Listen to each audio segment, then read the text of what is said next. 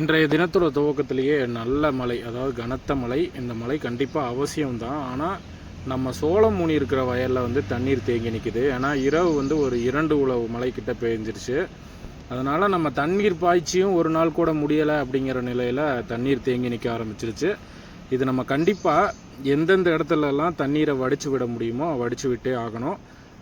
அந்த விதை வந்து ரொம்ப நேரம் தண்ணியில் பட்டுட்டு இருக்குது, அதாவது தண்ணீரோட நிலை வந்து அதிகமாக இருக்குது அப்படின்னா கண்டிப்பாக அந்த விதை அப்படியே அழுகி போயிடும். அப்படி வேர் வெளியே வந்திருந்தா கூட முளைச்சி வராது. அதனால் நம்ம இந்த இடத்துல இருக்க தண்ணீரெல்லாம் முடிஞ்ச வரைக்கும் இந்த இடத்துல இருக்க வடிகால் வழியாக, இந்த இடத்துல ஒரு பைப் இருக்குது, அங்கேருந்து எடுத்து விட்டு நம்ம நேராக கீழே வாழைக்காடு வரைக்கும் போகிற மாதிரி வெட்டி விடணும். அதுதான் இப்போ முக்கியமான வேலை. இன்னொன்று, இலை அறுவடைக்கு விட்டிருந்த வயலில் இலை காற்றுனால நிறையா உடஞ்சிருச்சான்னு இலக்காரர் கேட்க சொன்னார். அதை பார்த்து சொல்லுங்கண்ணா அப்படின்னு சொல்லி கேட்டார் என்கிட்ட. ஏன்னா அங்கேருந்து நம்ம சத்தியமங்கலத்துலேருந்து வரணும், வந்து இங்கே நிறைய இலைகள் சேதமாயிருச்சுன்னா, அதாவது கொனை இலையெல்லாம் உடையலை, சில இலைகள் உடஞ்சிருக்கு. இந்த நிலை தெரிஞ்சிட்டு தான் அவங்க வரேன் அப்படின்னு சொன்னாங்க. அதனால் நான் வந்து வயலில் பார்த்துட்டு ஒரு ஃபோன் பண்ணி சொல்லிடலாம் அப்படின்னு தான். ஏன்னா ரொம்ப சேதமாயிருச்சு அப்படின்னா அவங்க அன்றைய நாள் வரமாட்டாங்க, இன்னொரு 4 நாள் கழித்து வருவோம் அப்படின்னு சொன்னாங்க. ஓரளவுக்கு இலை வந்து உடையலை, அது ஒரு நல்ல செய்தி தான். என்ன தான் நமக்கு வந்து பணம் வருதுனாலும் நம்ம வயலை ஒரு நம்பிக்கையாக வச்சு அவங்க இன்னொரு இடத்துல வியாபாரம் பண்ணுவாங்க. அதனால் நம்ம அதை பார்த்து சொல்கிறதுனால ஒன்றும் இல்லைன்னு சொல்லி வயல் முழுவதும் ஒரு சுற்றிட்டு ஓரளவுக்கு உடையலை, கண்டிப்பாக வந்தால் இருக்கலாம் அப்படிங்கிறது தான் ஃபோன் பண்ணி சொல்லிட்டேன். நம்ம ஊன்ன சோளமெல்லாம் கொஞ்சம் கொஞ்சமாக முளைக்க ஆரம்பிக்குது. இந்த இடத்துல வந்து ஒரு முளைப்பு தான் வெளியே வந்திருக்கு. இன்னுமே வந்து 90% அந்த அளவுக்கு மேலே முளைக்கலை. ஆனாலும் இன்னும் 2-3 நாட்கள் காத்திருந்து தான் பார்க்கணும். ஏன்னா மழைப்பொழிவுனால் சில விதைகள் முளைக்காமல் இருந்திருக்கும். நம்ம தண்ணீர் பாய்ச்சும் பொழுது அது ஈரம் பத்தாமல் கூட இருந்திருக்கும். அதனால் காத்திருக்கலாம். அதே மாதிரி தண்ணீர் வடிஞ்சு வர்றதுக்காக அந்த இடத்துல இருக்க பைப்புக்கு தண்ணீர் ஏற்ற வரைக்கும் முடிஞ்ச வரைக்கும் வெட்டி விட்டுருக்கேன். அதுக்காக ஒரு பார்லையும் உள்ளே பூந்து மண் வெட்டி வச்சு வேலை செய்ய முடியாது. ஏன்னா தண்ணீர், அதாவது உள்ளே இருக்கிற விதை அடிபட்டுரும், நம்ம உள்ளே நடக்கிறனால மிதிகால் விழுகும், இந்த மாதிரி நிறையா பிரச்சனை இருக்குது. முடிஞ்ச வரைக்கும் எந்தெந்த இடத்துலலாம் அதிகமாக தேங்கியிருக்கோ அந்த இடத்துல விதைகளையும் தொந்தரவு பண்ணாமல் மண் வெட்டியை வச்சு எடுத்து நேரடியாக கீழ் வயலுக்கு, அதாவது இந்த மக்காச்சோள வயலை தாண்டி கீழே போகிற மாதிரி வச்சுட்ருக்கேன். களிமண் காட்டில் இது ஒரு பெரிய பிரச்சனை. நம்ம அதற்காக வேளாண்மை பண்ணாமையே நம்ம போட முடியாது. நம்ம நெல்லே எப்போவுமே நடவு முடியாது, நெல்லுக்கும் தண்ணி பத்தாது. விவசாயங்கிறது நம்ம அதற்கு தகுந்த மாதிரி அந்த சூழலுக்கு ஏற்ற மாதிரி அனுசரித்து நம்ம வேளாண்மை பண்ணிக்க வேண்டியதுதான். இதில் நம்ம எந்த ஒரு சலிப்பும் பார்க்கவே கூடாது. அதுதான் என்னோடய கொள்கை. எப்படி இருந்தாலும் அந்த வேலையில் உங்களுக்கு பலன் கிடைக்குது கிடைக்கலங்கிறது அப்பாற்பட்டது. அன்றைய நாள் நம்ம செய்ய வேண்டிய வேலையை செஞ்சுக்கிட்டே இருக்கணும்.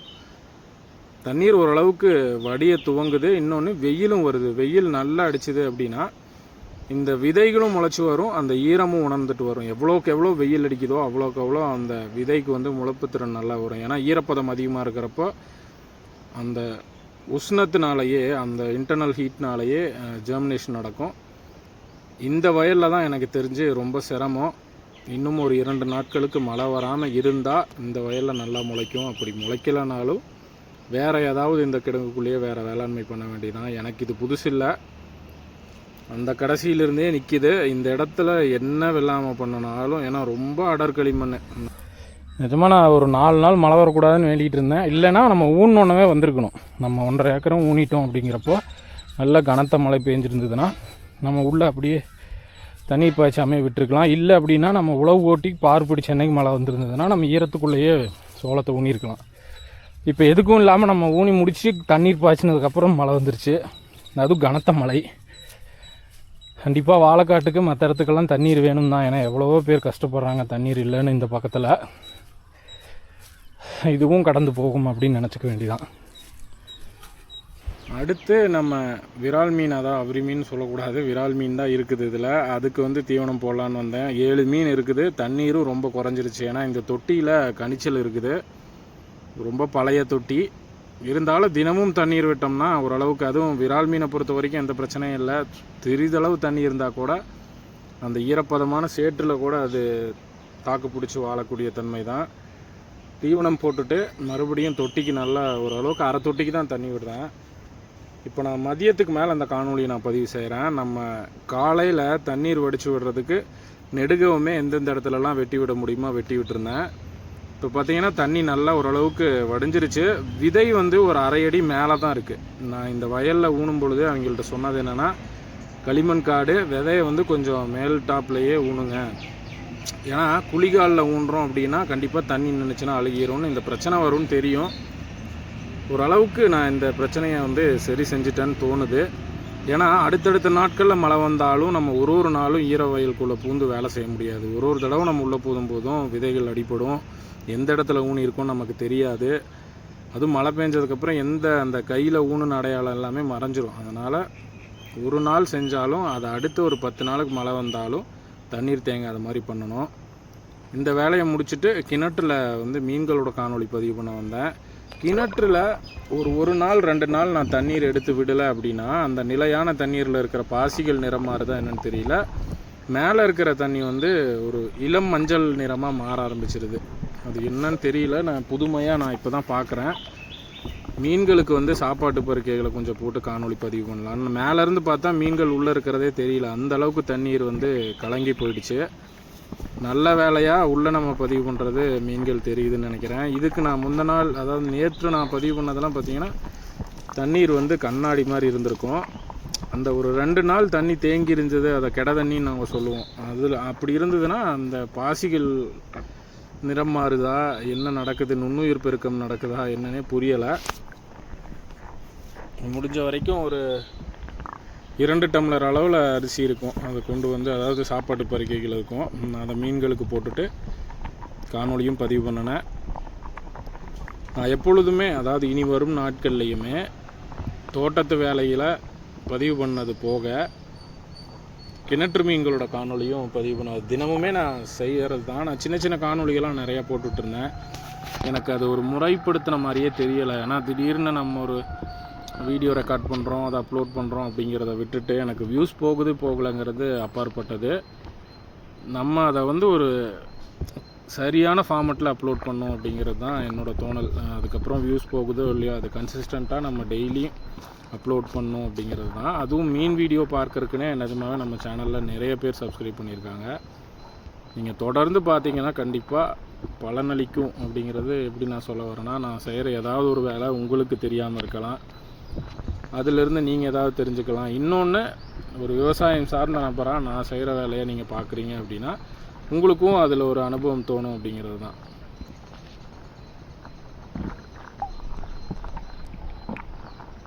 நிஜமாகவே இந்த சாப்பாட்டு பருக்கைகளை திலேப்பி மீன்கள் அருமையாக சாப்பிடும். அந்த பெரிய மீனுக்கும் நான் அந்த கட்டிகளாக தான் எடுத்து போட்டேன். அப்போ தான் அந்த முழு கட்டிகளாக இருந்தால் தான் திலேப்பி மீன்கள்ட்ட இருந்து அந்த கட்டி கீழே போகும், அந்த பெரிய மீனும் சாப்பிடும். அதுதான் நடந்துச்சு இப்போ கொஞ்ச நேரத்துக்கு முன்னாடி.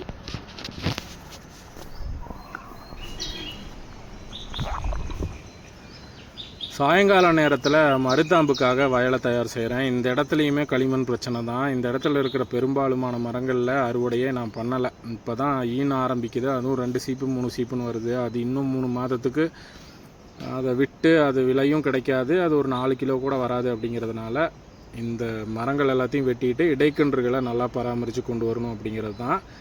எல்லா இடத்துலையும் இப்படி கிடையாது. ஒரு 800 மரம் இந்த வயலில் இருக்குன்னா 200 மரத்துக்கு இந்த பிரச்சனை. இந்த இடத்துல நான் உரம் சேர்த்து கொடுத்துருக்கணும். நான் போன வருடத்தில் சரியான பராமரிப்பு இல்லை. அதனால தான் இப்போ நான் இதை மட்டும் தனியாக அந்த 200 மரத்துக்கிட்ட மட்டும் உழவு செஞ்சு வேறு வேளாண்மை பண்ணுறதுக்கு இதையே நம்ம நல்லா கொண்டு வர முயற்சி செய்யலாம் அப்படிங்கிறது தான். இந்த வயல் முழுவதுமே அடுத்த 2லேருந்து 3 நாட்களுக்கு நான் இந்த வேலை தான் செய்வேன். ஏன்னா மருதாம்புக்கு விடுறதில் இதுவே தாமதம் தான். மற்ற வயல்களெல்லாம் ஏற்கனவே 2 மாதத்துக்கு முன்னரே அந்த பணிகளை முடிச்சுட்டாங்க. நான் சில இடத்துல காய்கள் ஈனிகிட்ருக்கு, நம்ம வெட்டிகிட்டு இருக்கோம், எல்லா மரத்தையும் எப்படி வெட்டுறது அப்படின்னு பார்த்துட்டு இருந்தேன். இதுக்கு மேலே நம்ம அந்த 1-2 காயெல்லாம் பார்த்துட்டு இருந்தோன்னா அடுத்த வருடத்தில் இந்த கண்ணெல்லாம் மேலே வளர்ந்து வரப்போ நல்ல காற்று காலமாக இருக்கும். அந்த சித்திரை காற்றுக்கெல்லாம் மரம் தாங்காது. செவ்வாழை மரமாக இருந்தாலுமே உடைச்சிரும். சில இடத்துல காய்கள் இருக்குது, அப்பயுமே நான் வெட்டிட்டேன். எனக்கு நிஜமாகவே மனசு வரல தான். ஆனால் இப்படி நம்ம ஒரு இடத்துல மரத்தை விட்டுட்டு மற்ற மரத்தில் இடைக்கண்ணை விட்டுலாம் பண்ணோம்னா அது ஒரு முறையாகவே இருக்காது. அதில் உங்களுக்கு வந்து எந்த ஒரு பலனுமே கிடைக்காது. ஏன்னா ஏற்கனவே இந்த காய்கள் பச்சை நிறமாக மாறிடுச்சு. இது நீங்கள் வீட்டு பயன்பாட்டுக்கு வேணால் 1 தார் 2 தார் விட்டுறலாம். ஆனால் பச்சை நிறமாக மாறுதுனாவே செவ்வாழைக்கு மதிப்பில்லை. நீங்கள் கொண்டு போய் அவமானப்பட்டு வர மாதிரி தான் இருக்கும். நிறைய முறை நான் ஏலத்துக்கு கொண்டு போய் அன்றைய நாளே எனக்கு வந்து வீணான மாதிரி இதெல்லாம் தோணியிருக்கு. ஆனால் நீங்கள் நினைப்பீங்க ஒரு 300-400 ரூபாய்க்கு போகும், நாங்கள் போய் வெறும் 50 ரூபாய்க்கு போகும். அப்படியே நமக்கு வந்து மூஞ்சில் அடித்த மாதிரி இருக்கும். அந்த பில்லை வாங்கிட்டு பணத்தை வாங்கிட்டு ஏன்டா இன்றைக்கி வந்து இதை கொண்டு வந்தோம் அப்படிங்கிற மாதிரி கம்முன்னு மாட்டுக்கே வெட்டி போட்டிருக்கலான்னு. அதனால தான் இந்த தடவை மருதாம்பு விடுறப்ப நல்ல உரம் வச்சு முடிஞ்ச வரைக்கும் நம்மளோட முழு உழைப்பையும் போட்டு முயற்சி செய்யலாம். அதற்கு மேலே வரலன்னா நம்ம கையில் அது இல்லை. அதுக்காக நம்ம அப்படியே விட்டுட்டு பணம் வரணும்னு நம்ம நினைக்க முடியாது. அதனால தான் நான் மரத்தெல்லாம் விட்டு ஒரு பார் விட்டு ஒரு பார் போடுறேன். இன்னும் ஒரு 2 அல்லது 3 நாட்களுக்கு இந்த பணிகள் சம்மந்தமான காணொளிகள் தான் அதிகமாக இருக்கும். இன்றைய காணொளியும் பிடிச்சிருக்குன்னு நம்புகிறேன்.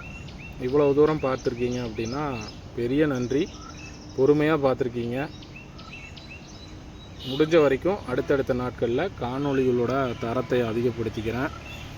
ஏன்னா எனக்கு பெரிய அனுபவம் இல்லை. நிறையா ஷார்ட்ஸ் நிறையா போட்டிருக்கேன். ஆனால் லாங் வீடியோஸ்லாம் எனக்கு பெருசாக எடிட்டிங் ஆப்ஷன்லாம் தெரியும். ஆனால் அதுக்கு எனக்கு நேரம் இல்லை.